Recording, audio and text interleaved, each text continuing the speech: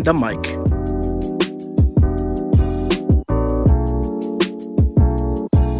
On the Mic with your host, Suleiman Al-Zahafi.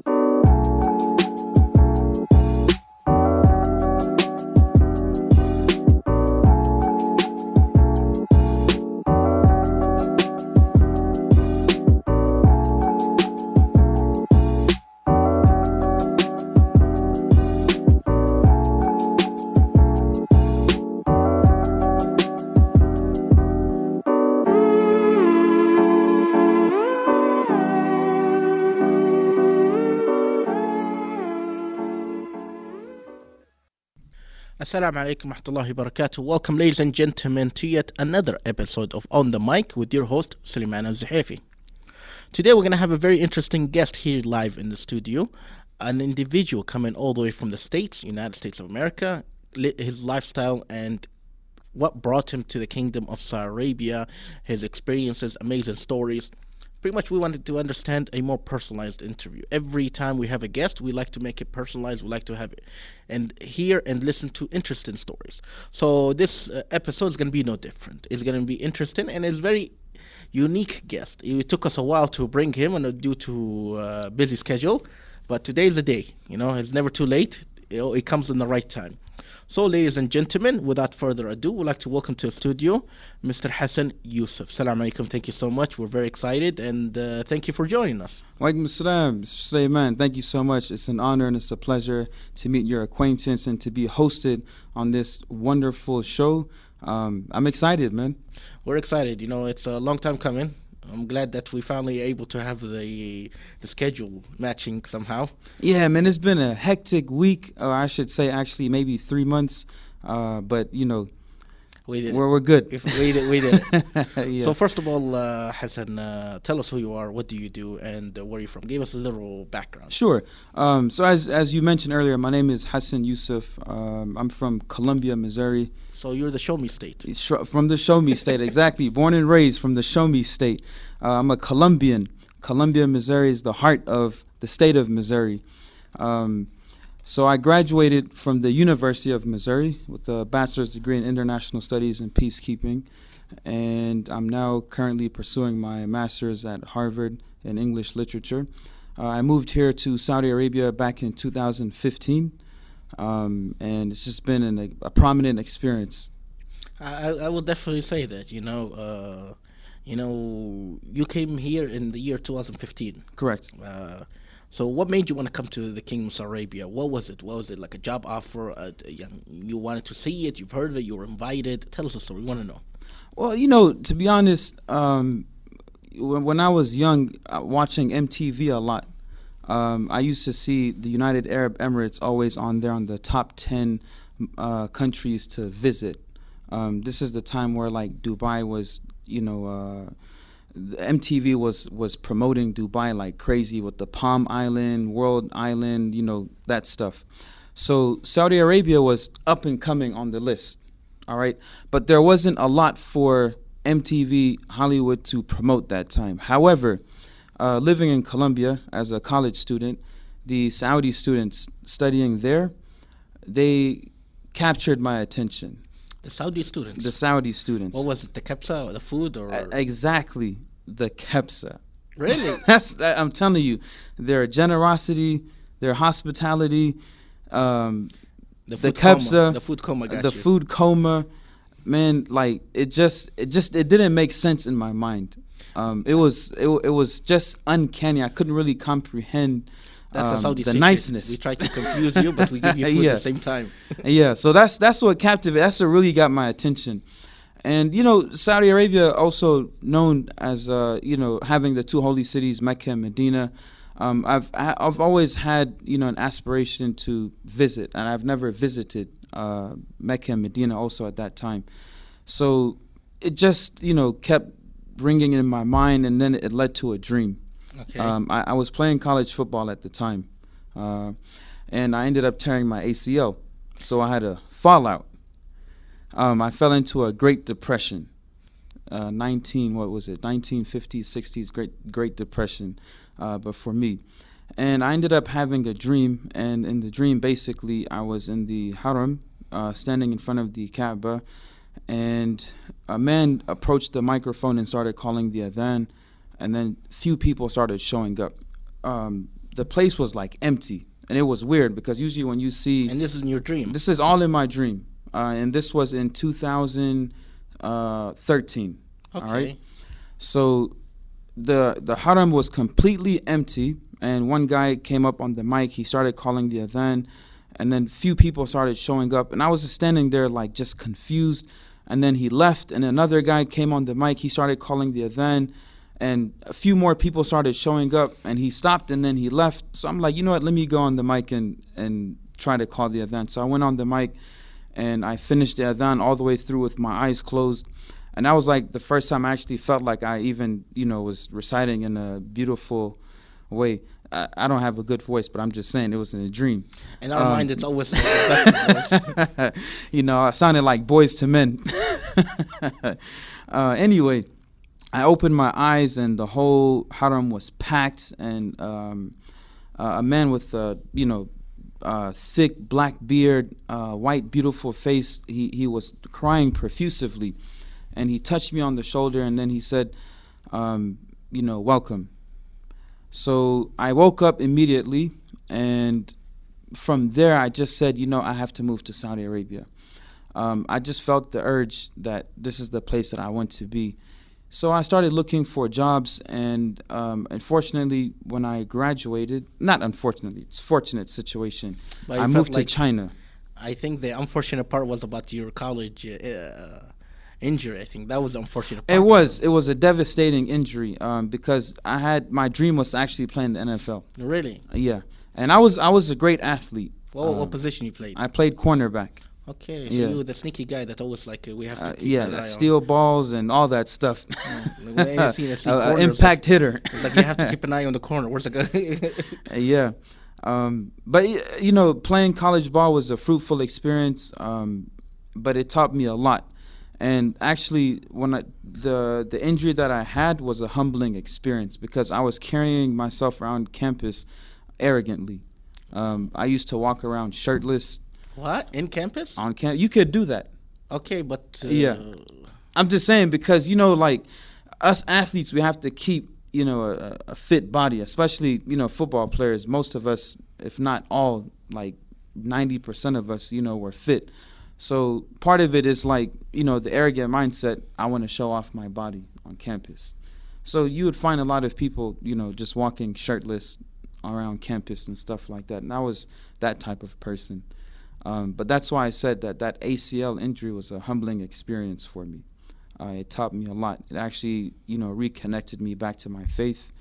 And that's why, after that dream, I said, you know what, this is the country that I need to move to, I need to live in. This is the place for me to thrive and prosper. And, thank God it happened. Okay, that's a very interesting story. And tell us, is there something specific you do here as a job or anything? Can you talk a bit more about that? Sure. So currently I'm the executive director at Real Madrid Academy, and I'm spearheading the entire institution, which is under Riyadh Schools and MISC Foundation. So Real Madrid, as you know, is ranked #1 most valuable sports organization by Forbes. I have to give Forbes the credit for that. If you're a Real Madrid fan, of course, you would attest to what I'm saying. But if you're Barcelona or any other fan, then it's a war of words. It's like for me, many of my friends, they ask me, it's like, which sport do you, or like which team? Yeah.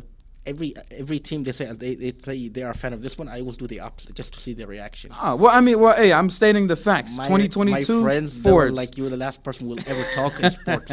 I feel like I had to do it, I have to kind of like irritate them a little. You have to, Yeah. I feel that's like true. That's a sportsmanship about it. They're like, no, it's not. Exactly. The key word you said, sportsmanship. And in the sportsmanship, it requires challenging the person. I challenge them. There's a difference. So that's why they're like, no sportsmanship. That's how athletes compete. It's the challenge. That's the hunger. Indeed. Yeah. Okay, it's very interesting. So you're a sports guy. You're a sports individual. You love it. You played it in there, and so you went for American football. to like football as known around the world. Yeah, American football is the real football, by the way. Does And Forbes say this that? football Forbes is say that soccer. also? But Real Madrid organization as a whole in Europe, it's not just a football organization. They have an array of sports. They also have basketball, and their basketball program is also one of the leading So it's basketball. football and Well, Real Madrid in general in Spain, they have football and basketball. okay, Yes, okay, and they're dominating in both. I'm sure you met the I'm sure you met the Spanish ambassador, and because he's a real Madrid. And I always tell him, I was like, "You sure you don't want to go for Barcelona?" He was like, "No." Oh, of course he said wouldn't. that word is forbidden around me. It should I'm be like, forbidden. really? He was like, yes. He said, I attended, I think, 8 out of the 9 of the championships they had. And he was telling me about the stories from when he was young to like his adulthood, this and that. So you can tell, even though he's a diplomat, he's the Spanish Yes. ambassador to the kingdom. He was saying, he's like, I love what I do, and I love that I'm passionate about sports from a young age and things like that. And he said, I think that's what it is. No matter how old you become, you have to be a kid at heart. Of course, of course. And, speaking of that, in January, the kingdom will be hosting the Super Cup.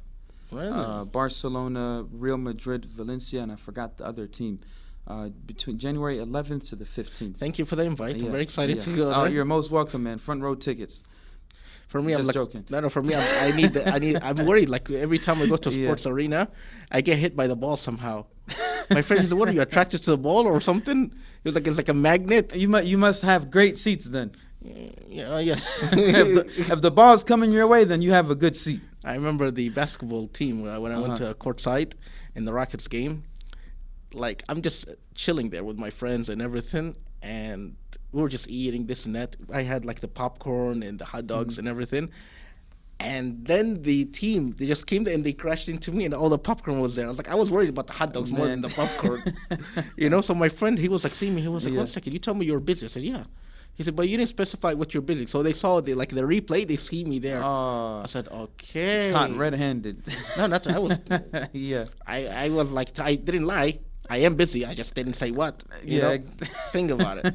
But yeah, it was like Saudi Arabia has definitely made amazing strides in the sports and It has. entertainment. Yes. Because I think they're both, they're sports and entertainment. Yes, aspect. actually, all across the board, even educationally.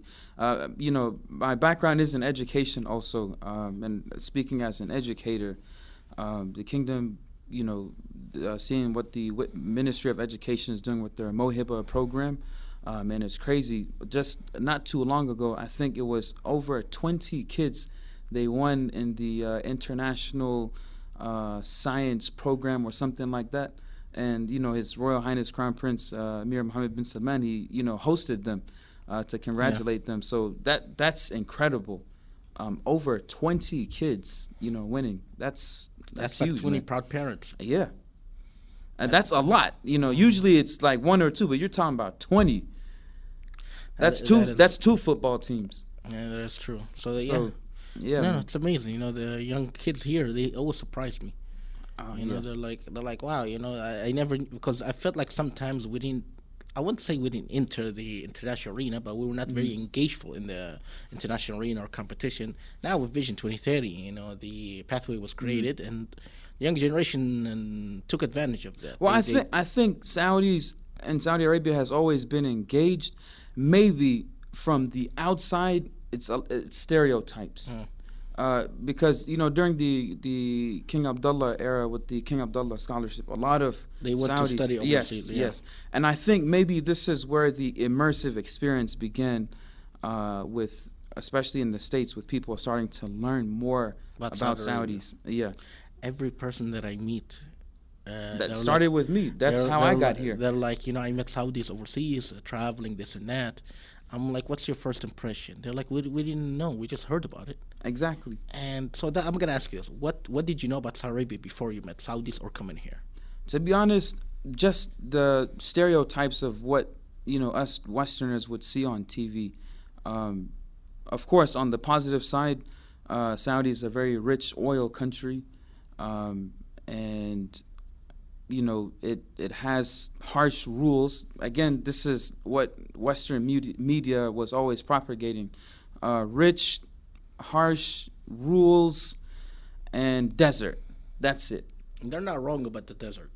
But actually, when I moved here in 2015, it was an eye-awakening experience for me, because I traveled down south and visited Abha, and it's not desert; it's mountainous. It's like Colorado. Yeah, but we don't want to tell too many people. It gets too crowded. So yeah, and then Jeddah also, when you that's my go, friend Red told me in Sea, Abha. He was like we don't tell too much people, because in a good season it gets too crowded. So we try to keep it down. He tells me it was beautiful. I did like a tour all through Abha, Tanuma, Namas, Bal Ahmar, like it was beautiful visiting these villages, towns. The culture there is completely different. The terrain, the environment, it's not the typical Saudi that you would think of or even know. It's unheard. So indeed. Yeah. Many people don't. As I always tell them, before you rush to judgment, make your own research. Ask and find out from the source. Because I'm sure many false information is passed on in the media, in the Western media, as I will say. Correct. Unfortunately, they just want to go ahead and pass fear. Yeah. And everything else, unfortunately. But, with time, truth does come out. And that's exactly what's happening now. Look, most people that come here, and, we're very grateful for Vision 2030 and creating the situation where people can travel extensively within the kingdom and visit Al-Ula and learn about the history and the treasures of Saudi.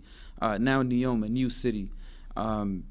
And then as I mentioned to you, like I got to visit Abha. I even visited Hayl. Taif, they call it in Arabic Madinatul Ward or something like that. Yeah. City of stuff like that. It's beautiful. You have to have there an amazing, even in the summer. Yeah. In the Hada area of the Taif. In the summer it's actually cold. It's windy and everything. People don't realize because the high elevation, and it's perfect time to just sit there, have your tea or coffee. Yep. And live life. Yeah, and a simple lifestyle, very simple, elegant, classy, beautiful, simple. That's why we and fun. That's why we take it easy here. Many people, they come to Saudi Arabia, they're like, you guys are very relaxed and everything, like super laid back. What's going on? One of my friends here was like, life is too simple, life is too complicated. So why complicate it more? True. Life is too short. Enjoy it. Life is good. Life is good. And one thing that I really enjoy, even just observing and watching, is kids. This is a very family-oriented environment. Yes, indeed. And you could go to any park. Parks are crowded, and you'll just find families, kids sitting there enjoying themselves, having beautiful, great conversations. And where I come from, parks isn't the thing to go to anymore. It's like played out maybe. But what is the thing to do? Here, it's like just unlimited. Parks are never boring. It's something that's always fun to do. And I like watching that, it's nice. A lot of people don't realize, like, before Vision 2030, parks was, the activity for the family and everything. It still is. Yes, it's always been a part of the now culture. It's like more activities, more options, more entertainment, more things to do, especially in the kingdom, Saudi Arabia. Correct. Different parts of season of traveling. Instead of traveling overseas, you're closer to home. You get to explore your backyard. And I'm sure you've heard this, you're from the Show Me state, Missouri. Mm-hmm. You don't travel much in the U.S. as much as many people go into the U.S. for the first time, or they are foreigners. They travel the U.S. more than you. Have you noticed that? Well, I don't know. I'm a traveler. I love traveling. Okay. I used to be also a humanitarian service aid worker, so I'm an explorer. My nickname used to be Ibn Battuta. Say what? Ibn Battuta. Is that how you say his name? He's a famous poet. I've visited about 35 countries. Wow. So I can't count how many cities around the states I have visited. But, I love traveling. I love learning. So which one was your favorite? Houston? Houston is good. I like Houston. But, of course, I would say California. California. City, I used to live in San Francisco, specifically San Mateo.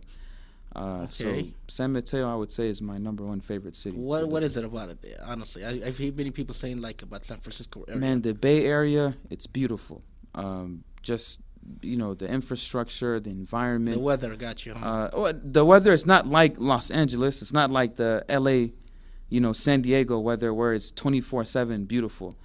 We do have winter, cold season, stuff like that. But in general, I think the lifestyle, um, living there it was just beautiful. Man. You felt like it was very peaceful and comfortable for you 24/7. Of course, of course. Okay. I was a student athlete there also at the time, and San Mateo is slightly on the hills or the mountains down the street from Palo Alto, near Stanford University. So, again, for me, it was the environment. Okay, makes sense. Yeah, Everyone has their own reason, and it's always interesting to know theirs. yeah, I asked my friend, I was like, "What are you gonna study?" He was like, "China." I'm like, "Why China?" He was like, "No, I want to understand the language, the culture, and everything." So I got to understand a little more of that, and it's true. He was telling me it's yes, 10 years ago. He was like, Mandarin is gonna be a very sought after language, in business and everything yes, else and everything. And it's true yep. nowadays. So Hassan, yeah, I was gonna ask you what surprised you the most, but you kind of got into it. But like, honestly, what did surprise you the most? You've been here since 2015. Hmm. You knew Saudis beforehand, Hmm. but what is something interesting story or something that you want to tell our dear listeners? Because I feel some of them, they will hear it and either they live in Saudi Arabia briefly or they visit regularly, but they don't have the full experience you had. Hmm. So what's something that surprised you about Saudi Arabia, the culture, living here, or anything like that? To be honest, in 2015 when I moved here, it was just simply my experience with people. Okay. But I think it was 2016, after the National Transformation Program Vision 2030 was inaugurated, presented, then the sudden changes, keyword sudden. It was like a blink of an eye, everything starts Everything to change. changed. And it changed so fast, rapidly.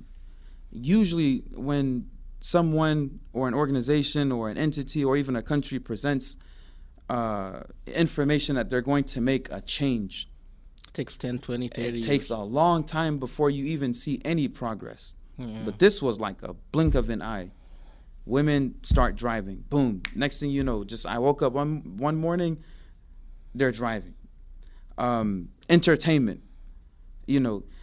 It's just I can't 24/7. It became 24. Yeah. Riyadh. I can't compare Riyadh to New York. New York, they say, is a city that never sleeps. Riyadh kind of became like that, if not at another level. It's just I can't really A express lot of events, a lot of the activities, too many things to do. too many. And what's more beautiful about it is the culture.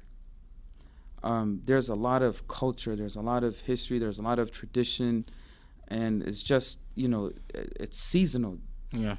Even within the seasonal aspects of Riyadh season, Jeddah season, Suda season, even in Riyadh itself, you have the Al-Bayya. I'm butchering the Arabic.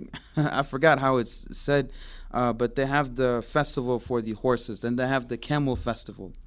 You ever had camel milk? I love camel milk. Really? Yes. Okay, that surprised me. A lot of people, they keep telling me like, no, I don't like it. Some of them say I like it No, it's fresh. I like it it's- cold or anything like that. Man, fresh squeezed camel milk is the best. With Okay. dates, I love it, man. I enjoy it. Okay, because I always get like a different answer from different people, especially the first time, and they're surprised. They're like, I never knew it was that delicious. Nah, man, it's sweet. Actually, it has different tastes, and it depends on the type of camel. I studied this. The black camels, the taste of the milk, I think it's a little bit more saltier compared to the brown one, and then the white one, I think is like maybe more sweet. Really? Yeah, I never heard that before. yeah, man. I did like a camel milk tasting. You yourself, Yes. you went to like the same farm? You went to different farms? Or I went to different farms, and also I participated in the King Abdulaziz Camel Festival. Okay. I think it was two years ago. I was the first American to participate with a camel, and I participated with a camel named Victoria. 2 years ago, where was it? In Taif or where? No, it was here in Riyadh, in Ramah. Ramah. Yeah. I was there. I was doing the coverage also. And Oh, really? yeah, So we're in 2020. 2020. Right after the opening of the October, November-ish. Yes. No. Yeah. No. November, December. Yeah. So I'm close to the time, but I'm not. You don't remember seeing, a guy? He looked like a mini version of Obama in a suit. We put the American flag over the camel. I have goldfish memory, so. Oh. But yeah. I'll show you some images later. So yeah, you have a very interesting story. Wow, Yeah. I was surprised how much you knew about the culture. So my next question was gonna say like what changes you've witnessed, but I think you kind of covered that. But you want to add more to that, or What changes? what changes have you witnessed? Changes. Because you came right additional before the changes. Vision 2030, so you saw the pre 2030 and what till today. What's Even the infrastructure. Look at the King Abdullah Financial District. Like Neom, brand new city being built. Just every corner of Riyadh is different. Now it's just completely different. Wow, you never thought that in the Show Me State, did you? No, not at all. I mean, again, the images that we see is just Sahara desert. That's it. But then when you come here, now you see a city life. My friend told me he was like it's less crowded before. Oh Now yeah. the tourism, he was like the Google Maps told me 10 minutes. I've been saying 10 minutes, 30 minutes ago. You know what I'm talking about. That's what happened to me on my way here. It was like the good old days. Yeah, man. It was simpler, but yeah. One wrong U-turn, that's another maybe 45 minutes because of traffic. Traffic, it's man. There's a lot of people on the road now. You have to, for great success and changes, you have to sacrifice something. Yes. What we have to sacrifice is to kind of cope with the traffic and the Yes. construction, because at the end there is something good at the end of the constructions and everything. So For it takes sure. time. For Everything sure. takes time. But even for example, like LA, the traffic is atrocious. It's no, horrible. they have no reason. Now it's something else. But again, people are so happy though. No, they're So, not. They're just saying that to make them feel self-reliant. It's Hollywood, man. A lot of people A are friend of happy. mine said that he was like, he lives in California. He was like, us California don't like LA people. Even LA people don't like LA people. It depends. I don't know. He But told me I'm that. talking about specifically dealing with traffic. Yes, it's a bad situation, but it's inevitable. You It can't takes escape 5 it. minutes to enter LA. It takes 5 hours to exit LA. He was like, "Where's the logic in that?" Welcome to LA. He was like, literally, he was like, "Where's the logic?" He was like, I was like, I was They tricked. don't want you to leave. That's why. No, the issue is like everyone's trying to leave at the same time. He was joking. Nah. He was like that. No, but It's a he good lives in one. California. Yeah. He lived in San Luis Obispo. Uh-huh. He loved it there. He studied at college there, university, and he was traveling in San Francisco, this and that, and he was like, I love the outdoors. I love the activities and everything. He was not very active before. He was chunky and everything. And his mentality changed. Just like in Saudi Arabia, the mentality of the Yes. younger generation is changing. Yes. Before we're not as active as we are. We're not health conscious as we are. There was not a lot Yes. of gyms, and now it's gyms everywhere. Man, that You you know? know what, you brought up a great point. The health consciousness. I remember reading the statistics back also in 2015, 2016. Obesity was really high, and again, you said gyms. There weren't really a lot of gyms, even cafes, restaurants. There were a lot, but it's growing more. However, what's growing more with that are now you find trending healthy places. People in the sustainability green stuff. So it's I love seeing that, man. It's Yeah, but beautiful. let's not take it overboard with vegan stuff. We have to. Well, I didn't say vegan. Yeah, my friend tried to convince me No, with that. I didn't say vegan. My friend tried to convince me with that. It was a funny story. Yeah. He invited me to go with his friends to a farm, Mm-hmm. and they brought an amazing spread for dinner. And I was joking with them. I was like, "Oh, I'm sorry. I forgot what's vegetarian or vegan. I forgot the difference between it at that time. I was like, "Oh, I'm vegetarian." Mm-hmm. They're like, "Oh, I'm so sorry." This and that. My friend left. He's like, "You ever seen a chunky guy that's vegetarian?" I don't know. I took it as a compliment or He not. must be eating a lot of tofu.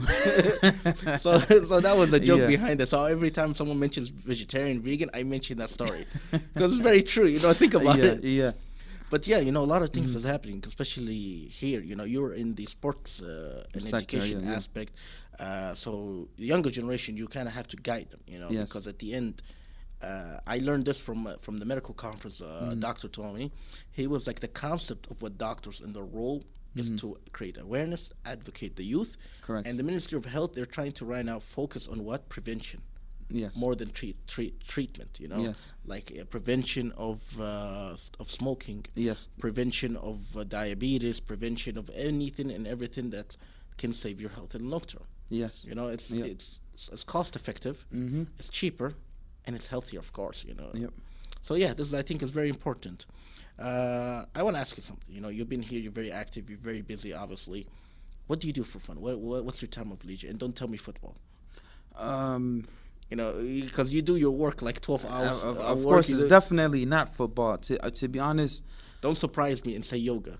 No, not yoga. Not I was yoga. surprised before. One guy, he was a bodybuilder and everything. I was like, what do you do for fun? He was like, yoga. My But he did it with a hobbies. serious face. So I believed him. Like, really? You're so big, Annie. How do you do that? He was like, no. I yoga in my mind. I just go at the cafe and chill. Yoga has its benefits because it's a lot of it is psychological. But for me, my hobbies here, I love going out to the desert. Really? Yes. Number one, it takes me away from loud noise. That's true. And number two, the desert is just so peaceful. And I like going out with, a special core group of friends that I have. And we're just, away from everything. Even technology doesn't work. So you're just away from noise, distractions. And, it's just time for me to kind of like just recover. So I like stepping outside the box and just, recovering out in the desert and then coming back to reality. I forgot there was an old saying, when in doubt, return to nature. Yes. Who said that? I think Ernest. I don't remember who said that, but you it's know true. that, Yeah. when in doubt, Yeah. return to nature. Yep. That's Saudi nature here. Saudi nature is beautiful, man. It's Peaceful. yes. We had a guest a few episodes ago. Mhm. He's European, and he takes photography and watches the night skies. He said, I never had this luxury available for me in Europe, only in Africa when he lived there, and Saudi Arabia. And Saudi Arabia is different because he said the crisp, cool air of the desert, even in the Yes. summer, it's amazing. Yes. And he said, plus also having the Saudi teeth, that's also a given plus. It's simple. We go out there and we camp with simple equipment. It doesn't require too much. And if you're a meat eater, then maybe you would take a chicken or a goat or something out there. So you barbecue. Yeah, we barbecue. It's fun. It's a process. Like it's just there's not one aspect. There's not one time I go there and I'm bored. Okay, that's a very good point too. Yeah. Okay, I have friends. They go there. They go ATVing. They go. Yes. I'm gonna tell you a story. You will not believe it. I went on. It was a weekday. I went northern part of Riyadh. I'm sure you're surprised just like me. This is something unexpected. We're going to a friend. We're gonna have lunch with him and hang out and everything. It was toward the winter, beginning winter, the rainy season, in the middle of Riyadh. He tells me, "Oh, when you guys come, I'm gonna take you on my boat and take you on the lake, in the middle, in Riyadh region." When you hear that, what do you think? You think the guy's joking with you? Yeah. I'm like, well, every Did he 15 say minutes I lake? kept thinking, and you're gonna Yeah. take me on a boat in a lake and everything. He was like, "Yeah."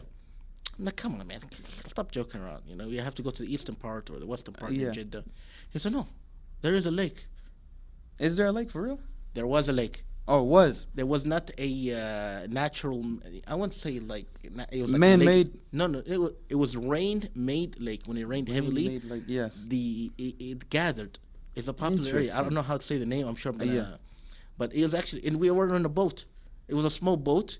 For me, it was like because I'm a little heavier. My Interesting. side was tipping Yeah. more. Okay, that's why I put two people on the other side. Okay, Uh-huh. we're not gonna get into more details of that. Are you sure it didn't have hydraulics? No, It wasn't no, it was an actual lake. I will find you the I'm video. talking about the boat, but yeah. No, but I was Yeah. surprised. Uh-huh. And the funny part is that someone had a drone and he took videos and photography and everything from far out. And that day, Interesting. I would say I took a sick leave or anything, Uh-huh. but that day, like I took a personal day off, Uh-huh. and my friends are like, "Oh, he didn't come to work today or anything like that." Then they see it on one of the news outlet in Arabic. I'm not gonna say which one. They see me there from from far out zoom of a Oh, drone. man, you're always getting caught. You got They were caught at like- the Houston Rockets game. Now you got Yeah, caught yeah. at They the were lake. like, they were like that. They was like, "Is that you?" I was Yeah. like, "No, that's not me." They're like, "That is you." They're like, "That's not me." Then the camera zoomed in and it's me, and I'm going like giving the peace sign. It's like, "That is you." That's my twin brother. You have a twin? No, of course not. Oh, They don't know. I got a twin. They don't Yeah. know. Oh, you do? I do. Yeah. Really? Yeah. Okay. Unexpected twist. Yeah. That's what I said. I'm like, what, man? Hold on. What's going on here?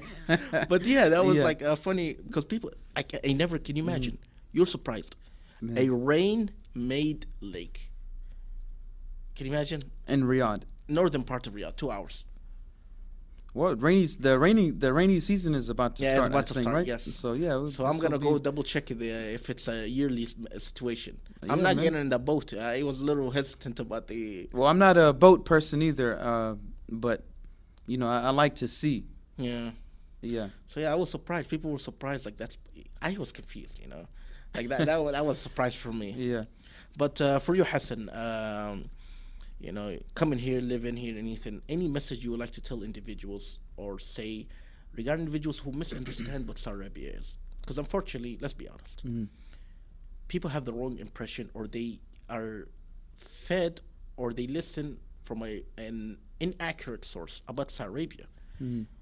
And for me, I studied and lived in the States, and if I tell them, I was like, "What do you know about Saudi Arabia? What do you understand? And what do you feel is true in what you understand?" When someone asks you that, what's your response to it? Well, the first thing I would say to anyone is to be intellectual and wise and not be ethnocentric. Ethnocentric means that you are critical of another person or another culture, another environment, and you don't appreciate. You don't learn to appreciate. Okay. Be cultural relative. That means to be educated, to learn about other people's culture, environment, country, rules, policies, regulations, and to appreciate that, because we all come from different parts of the world. However, we're all, I guess you can say, connected, the people of the children of Adam, but we're different. So be cultural relative, don't be ethnocentric, and know that in any environment that you go to, you will never find perfection, because we as individuals are not perfect ourselves. We have flaws and we make mistakes. So I wouldn't want anyone to be ethnocentric towards me and just look at my flaws and my mistakes. Appreciate me. True. That's what I would say. Indeed. Well, definitely thank you so much, Hassan, for joining us. It was very, very, very fun interview. I'm not going to lie. Thank It you, was man. like I very laid appreciate back, it. and I'm sure you had fun also. It was Of like- course, man. It was a great time. Indeed. Any final words or message you'd like to say before we conclude? Anything you would like to say? I'd Say like hi. to say thank you very much. Shout out to my peeps back home in the Show Me State, and shout out to my peoples out here as well. Saudi is this is the place to be, and if you're not here, get over here before it's too late. When I mean before it's too late, before the line gets filled up, because there's a lot of people, ambitious to come, and if you want to come and work, it's competitive. Yeah. So I'm grateful that I have the position that I have here. It's not easy to get. It's hard. So if you want to come and live here, you want to work here, it's competitive. It's not easy. It's not a walk in the park. It's the best situation that I can explain is like Michael Jordan and Magic Johnson on the Olympic team. Competing against each other for the number one spot. This is the atmosphere out here. There's a lot of intelligent people. This environment, this economy is thriving. It's competing. It's successful. And, this is like the new Disneyland of the world, I guess you can say. It's prospering. It's beautiful, man. True. Yep. Well, ladies and gentlemen, there you have it, Mr. Hassan. joining us here in the studio. We're very excited, and finally, after a long and hectic scheduling, we're able to have him, Mr. Hassan Yusuf, all the way from the States, Missouri, the Show Me States, of course, for individuals that know that. That's the Show Me State. And coming here in Saudi Arabia, 2015, and what an amazing experience he has. Ladies and gentlemen, that's all for today's episode of On the Mic with your host, Sulaiman Al-Zahafi. Till further episodes and more interesting stories, Assalamu alaikum wa rahmatullahi wa barakatuh.